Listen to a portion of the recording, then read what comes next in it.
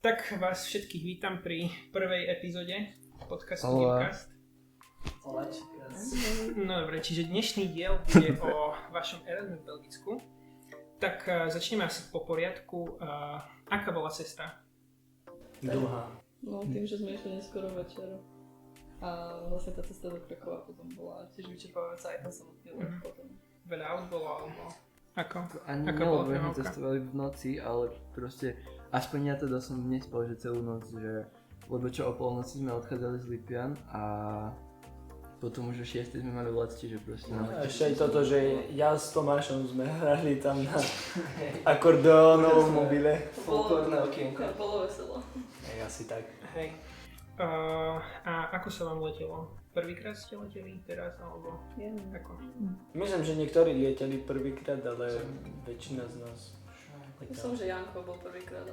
Asi aj Laura sa mi zdá spomínala. Hej. No a keď ste prileteli, tak pristávali ste v Holandsku, sa mi zdá. A potom ste teda nastúpili do aut vašich rodín, ktoré si vás teda prebrali na celý týždeň, takže aké ste mali také prvé dojmy?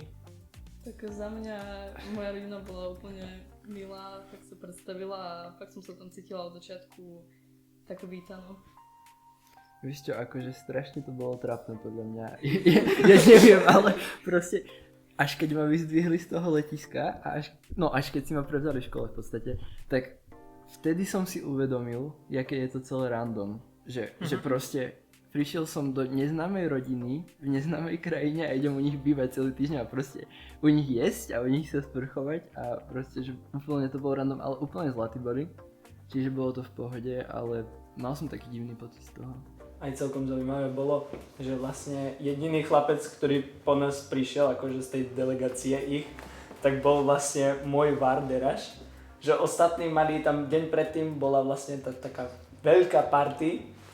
No a oni sa tam tak trošku, oni už majú dovolené piť vlastne od 16. Iba pivo podotýkam. Iba pivo a víno, že proste slabší alkohol. A mali tam veľkú party, no tak väčšina dospávala vlastne. Takže jediný chlapec, ktorý prišiel, bol môj. A to preto, že ho jeho mamka prinútila. Takže... Chudák z otcov ráno v aute. Hej no. Hej, takže ako to hodnotíte? Našli ste si nových kamarátov počas tohto projektu? Samozrejme. To bolo také, že hneď sme sa videli. Á, ty si Vár, hej, aha, dobre, super, a ty si Juraj, hej, no a už sme sa rozprávali a tak to išlo celou cestou vlastne. Takže bolo to zaujímavé. Oni mali celkom problém vyslovať tvoje meno, nie? Hej, som ich učil tak, že... Počkaj, Som ich učil tak, že majú na konci povedať proste, že Y. Lebo inak akože by to bolo celkom zaujímavé. Juraj, neviem, jak to hovorili. Tak. Whatever. Hej, no a tak píšete si s nimi, ste v kontakte, alebo ako? Ani nie. Ja som len teraz písal na národky, ale... Ja mám takú celkom akože srandu, že mne nepíše Var, ale mi píše jeho mamka. Takže celkom zaujímavé to je. A to mám aj ja. Hej, a to je vlastne preto, lebo s jeho mamkou som si na konci ešte tak, že sme sa akože pekne, že sme sa spoznali, že my sme sa dosť veľa rozprávali, hlavne s mamkou, pretože ocko pracuje. A ten Var akože sem tam si proste chcel ísť oddychnúť sám do izby. A ja som sa chcel akože porozprávať o dačom. No a teta bola stále na blízku, no tak s ňou som sa veľa rozprával. Som dohodol vlastne aj všetkým, čo sme boli, že môžeme ísť do ich domu v Španielsku. Kedy ideme do Španielska? Keď vyjde čas. Ok, volaj, píš. Hej, tak počas týždňa ste mali pestrý program, videli sme rôzne fotky, či už z Antwerp, z Europarlamentu, potom aj nejaké party sa vyskytla na Keby len Instagrame. jedna. Takže ako sa vám páčil váš program, ktorý ste absolvovali počas týždňa? Bolo to extrémne zaujímavé podľa mňa, lebo tá belgická kultúra je v podstate úplne iná ako naša. Ako nie úplne iná, lebo samozrejme Európska únia, čiže je to podobné. Ale je cítiť, že je to dosť iné aj proste aj tie ich hodnoty a všetko. Hlavne raňajky, obedy No. a podobné veci. To bolo crazy a hej, čiže tak to bolo, ale celkovo majú podľa môjho názoru majú oveľa krajšie domy. Áno, však aj keď sme prišli do Bruselu, jak vyšli sme zo stanice a prvá vec, čo sme videli, všetko biele. To bolo proste normálne, Ty si na akú stanicu pozeral? Ja som nevidela nič biele. tak sme vyšli sme vonku a normálne všetko bolo biele, samé biele budovy. Fakt? Hej. To som si nevšimla. No predstav Aha, si. dobre. Dobre, Eli, super. Ale je to taká úroveň života tam také inšia, lepšia, mám pocit, než u nás. Hej. A bolo to zaujímavé vidieť a vyskúšať. Hej. Mhm. A chceš sa tam vrátiť? Určite. Hej, tak ešte sa v nadväznosti na to spýtam, že aký teda vidíte rozdiel v tom, ako sa žije v Belgicku a u nás, ako v každodennom živote teda občanov? Sú tam milší ľudia oveľa aj takí, Taký viac otvorenejší, že ja som si to tiež všimla, že oproti Slovákom sú fakt takí fakt milší. A hlavne keď sme išli na bicykloch na ceste, tak sme mohli ísť v strede a auta nás nevytrubili, počkali, ľudia obehli a... Že proste tie bicykle sú tam tie hlavné, že ani chodcovia nemajú vlastne toľko práv ako... Hierarchia, že vlastne úplne najvyššie stoja bicykle, pod nimi sú proste akože chodci, ľudia normálne a na konci úplne sú auta, že keď ideš na aute, to je tvoj problém, že ideš na aute, že nejdeš na bicykli, že nejdeš. A môžu chodiť viac ako 6 km za hodinu. No. Pozor na to. Dobre, takže tešíte sa na to, keď prídu teda belgickí kamaráti k nám? Ale hej, bude party. Podľa mňa zažijú taký kultúrny šok. Lebo keď si porovnám Belgicko so Slovenskom, tak určite to bude iné, jak si to predstavuješ. Lebo oni keď si pozrú na internete, tak proste tam sú nejaké Tatry a neviem čo. A potom prídu do nejakej krásnej luky alebo čo. A proste cesty rozbité. Verejné osvetlenie o 11. zasína. Bude to zabava, no. Ale tak ja už so svojím som dohodnutý, že aj on sa ma predtým pýtal, že ktoré veci by som akože chcel spraviť v Belgicku, tak ja som sa ho spýtal na to protiotázku, som mu vlastne dal, že čo by chcel on spraviť na Slovensku. A vlastne dohodli sme sa na tom, že Slovensko má jednoznačnú výhodu v tom, že tu má niekde po okolí proste vrchy, hory. Pretože tam je to rovina. Ale oni na to ani nie sú zvyknutí. Že oni to majú všade rovinu, tak oni... No ale na to som strašne zvedavý, že proste keď prídu sem, tak jak na to budú pozerať, lebo napríklad ja mám proste v podstate, že je keby za záhradou hneď mám horu. No, sa. Že proste, že čo na to povedia, no. To ich chcem vidieť, ak tam budú. A že čo pôjdeme na hrebiene. No áno, ale to je pre nich, akože, to je pre nich dosť. Rozhodne bude. Takže také, no. Tak už ste nejako tak aj viac premýšľali nad tým, že čo podniknete počas týždňa? Encore? Encore, super. Počas týždňa tam sa dejú veci. My plánujeme ísť akože si zrobiť medzinárodný výlet do Poľska, do Krynice sa poližovať. Poližovať sa do Krynice. Akože iba ty so svojím Belgicom? Hej, a ešte niekde s mojou rodinou, ešte uvidím, že kto pôjde. Však možno, keď budete mať chuť si zaližovať. Nie. Áno. No, tak pôjdeme, hej. A potom, lebo vlastne ten môj var, tak on je taký trošku šalený, on vie beka robiť na lyžiach, takže... Ja si tam pôjdem na takom detskom svažíku, vieš. Hej, my sa pôjdeme poližovať normálne a necháme nájsť sa, no, pre mňa, za mňa. Ale potom ešte máme jednu veľkú akože highlight, pretože oni nás zdali na motokary. To bolo v stredu, pretože... Taký som bol pomodrinovaný z toho. Lebo ja som nevedel, že tam sú pasy. No, lebo proste ja som sa nezapýtal. A proste toľkokrát som narazil do tej steny a úplne doprezu na volám celé stehna pomodrinované, telefón mi vypadol, sme ho potom hľadali. Bola sranda, Braňo skončil tretí? Hej, nie. Ja som skončil predposledný. Yes. To bol posledný. Tak to bolo také zaujímavé a oni majú veľmi dobrý akože systém stredajší, pretože v stredu končia školu, že o 12:00 všetci, normálne celá škola, koniec. 12:00 odbije, ani nepočkajú, kým učiteľ dovysvetľuje, idú hej. Takže... A potom idú niekde v stredu stále starým rodičom, nie na obed, alebo také niečo sa mi zdá. Aspoň ja som tak išiel. Takže práve, že ich babka prišla ku nim. Aha, okej. Takže tak trošku, no, neviem, zaujímavé to bolo. Erasmus je určite veľmi populárny program, mnoho ľudí rozmýšľa o tom, že sa do toho zapoja. Určite aj vy ste do toho šli za rôznymi očakávaniami, čo od takého projektu čakať, tak splnilo to vaše očakávania tento týždeň? Áno, presne tak, nadmieru. Hej. Lebo nečakal som, že to bude, neviem, že tam bude toľko voľného času a že vlastne ako keby budeme skúsime si žiť normálny život, ale v inej krajine. Lebo ako keby mal som pocit ten týždeň, že som súčasťou toho ich systému, že nie som len nejaký proste host, ktorý prišiel na tie exkurzie a proste pozrieť si to, ale normálne vyskúšať si to žiť a proste aj vonku, ako sme s nimi potom chodili večer a tak. Keď sme chodili na bicykloch, to bolo úplne naozaj fakt také, že my sme tí Belgičania, že Áno, my tam presne, fakt sme. Sme sa tak cítili, aj oni nám nerobili také rozdiely, že Slováci, Taliani, Španieli a Belgičania. Normálne sme boli tam fakt, že proste Všetci partia jedna mladých partia, ľudí a hej. ideme na to. Aj teraz si myslím, že skrz ten prvý projekt, čo sa týkal Erasmu, tak nás to všetkých tak namotivovalo sa určite prihlásiť aj počas vysokej školy. Čiže taký pekný začiatok. Tak super. Možno by som sa spýtal, že ako prebiehal taký bežný deň, kedy ste vstávali, čo ste teda začali robiť ráno? Oveľa. Ako prebiehalo? Neskôr. Oveľa neskôr. To To majú som trčil na oveľa to. lepšie, že im škola, myslím, že začína až nejakých 8. 8 niečo. 8:30. A tým, že proste bolo, že 5 minút od domu. No, jak to? Ja napríklad 5 km na bicykli každé ráno. No ja som tiež tak, že 5 minút proste, no na bicykli, hej.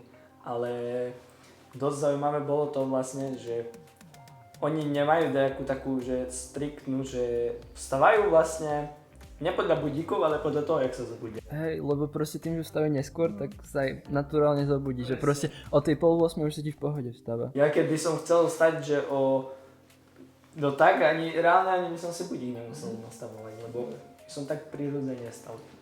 Takže to bolo také zaujímavé. Trošku zle to bolo, keď sme večer prišli trošku neskôr. Iba trošku neskôr. Tak potom bolo zaujímavé stavať ráno aj od tej 7:30. Spoločensky unavené samozrejme. Hej, ale tak No, stáva. A potom ako prebiehal teda deň, čo ste robili? Mňa aj prekvapilo, že oni stíhajú raňajkovať ráno. Že u mňa by sa to napríklad nestalo, že fakt, že stihol sa naraňajkovať, potom ísť na tom bicykli. Myslím, že tak 90% žiakov chodí na bicykli do školy, že či je leto alebo zima. Koľko bicyklov, toľko žiakov. Naopak, koľko žiakov, toľko bicyklov. A čo potom majú vlastne tú školu do 3. alebo do koľkej? zaujímavý systém vyučovania. Hej, no a potom aký bol teda večerný nočný život? Ako ste teda trávili po obedia v rodinách? No, väčšinou to nebolo v rodinách. Väčšinou to bolo také, že ja neviem, kaviareň alebo bar. A, no a nerobili sme nič nelegálne, išli sme na pivko, lebo sme mohli, lebo prečo nie. Čiže tak no, väčšinou... ale samozrejme večera predtým spolu v rodine okolo 7, neviem kedy sme mali tú večeru. A večera je vlastne ich jediné teplé jedlo, čo majú. To bolo zaujímavé, že vlastne my sme obedovali to, čo... No, my sme tam obedovali to, čo tu na 10 jeme. To bolo dosť taký... Že vlastne na obed sme mali sendviče. Hej, že oni nám keby nabalili, že obed, ale u nás to funguje tak, že to je 10. A my sme to zjedli ako 10. A čakali na obed. Ale A obed neprišiel. Takže to bolo celkom zaujímavé, ale prvý deň to bol šok, druhý deň už som sa akože zariadil, že som povedal tete, na nimi dá viac. A v tretí deň išiel a v tretí deň už som si nabalil sám radšej. Proste, ale ty kokos, my sme na exkurzii, proste tam sedíme, že ideme stať obed, Ďure vybaluje Snickerska, Marska, Skittlesky, jablko, jeden sendvič, druhý sendvič. A plánom mi bolo, no, prosím pekne. Celkom akože veľký šok bol aj to, že prišli sme tam a v prvý deň si pamätám, ja s Braňom sme mali na sebe, som mal termo, na ňom som mal tričko, gymnázium pani toto čierne, potom som mal na sebe mikinu, nad mikinou som mal akože bundu a nad bundou som mal ešte vestu a mi bola zima. Braňo bol na tom podobne. A na druhý deň už som išiel tak, že už som išiel len v mikine, pretože teta mi povedala takú akože pomôcku do života belgického, že večer idem spať, mám si otvoriť okno na vetračku. Zhoru som si okno na vetráčku, ráno som stal a teplo mi je. Na noc? Hej, celú noc som mal otvorené okno. A vieš, že to pomohlo? Ráno som prišiel v mikine, som chodil druhý deň. A potom od tretieho dňa už som nemal problém ani v tričku. Ráno som išiel v mikine na bicykli, akurát problém bol, že ruky mi odmrzali. To je mne. Asi nemal ohrievač v izbe. Nie. Lebo väčšina Mne z nás mala. nefungoval. Ja som mala ohrievač. Ja som nemal nič, mne tam bola zima 24/7. Nie, ale veľa z nás malo tie ohrievače, že akože sme sa rozprávali, že im prinesete rodiny ohrievač do izby. No. Oni mali pustené. Mali radiátor, wow. Takže On si hovoril, že aj si tam mal horúce, no. Každý večer. Ja som mal napríklad zimu a mne nebola zima ani potom, že som bol zvyknutý. aj, to možno, to je preto, že preto mne možno bolo zima. Že ja som bol zvyknutý na tú teplotu, ja som tam prišiel, neotvorené okno. Musel ešte vonku. Mne bola celý týždeň zima, nezvykol som si, mal som horúčky, bolo mi úžasné. OK, tak máte nejaké také špeciálne, vtipné ešte ďalšie? Možno nejaké spomienky, zažitky, skúsenosti? Neviem, čo môžeme povedať. Chytné zažitky. Som musím zamyslieť. Je ich veľa, to je tam. Hej. Takže... Taký vtipný zažitok, išiel som vlastne s Braňom, sme išli s mojou nie. Nie. Neviem, z koho to bolo rodinou, už keď sme išli späť do Eindhovenu, tak sme išli s Braňom. A dačo nám hovorila teta, čo nás viezla. Nám dačo hovorila. A hej, že tento, že Joren čosi, že zalaskovaný je, ne? Že, jak chcel, že chce ísť za nejakou tú svojou kamarátkou, hej? A že ona mu nechce dovoliť, že dneska odchádza Braňo, že to by mal mu akože, viete, tak akože pýtať, že jak pokračuje cesta a také tie veci, ne? A že láska je hory prenáša. A Braňo na to je, akože mňa hovorí, že hej, tá u takoho hory, u takoho roviny. Takže sme sa trošku posmiali a potom vlastne ešte... Pre vysvetlenie, v Belgicku majú roviny, nemajú žiadne hory. Áno, tak. A potom ešte vlastne Tomáš škrapkal Jorena, ktorý spal, to spal. Škrapkal Jorena. Zonty super. Ovlásky ho tak poškrapal, že... A potom Joren sa tak budil sa smol. No je, dostal šok, mamke sa volám sa pomýlil, takže bolo to zaujímavé. Celkom funny ešte bolo, jak sme boli na tej piatkovej party. To bolo u koho doma? Jorena doma. A proste dole v basemente proste tam bola úplne technohudba, elektro a my sme boli v obývačke a sme na telke na YouTube proste pustili Roland Štyrča a oni tam začali všetci tancovať na to. A sa im to páčilo, Akože mainly som to začala ja s Braňom a potom aj Belgičania, že nerozumeli text. Ale išli si, hej. A nás pochvaľovali, že aké my máme pekné ľudové akože pesničky. Však Tingilingy Bom. Lebo napríklad my sme boli s Braňom, sme ešte prišli tak hodinu skorej do toho domu, kde bola party. A sme nemali čo robiť, tak sme išli do Jeronovej babky. Tam sme museli tancovať s Braňom, že sme im ukazovali, že sa tancujeme na slovenský zobor. Tradičný slovenský tanec, karička, dvojici.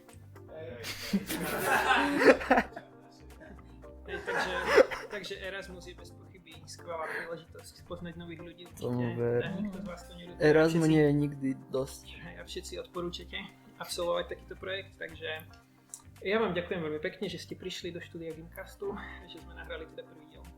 Ďakujeme, že sme tu mohli byť.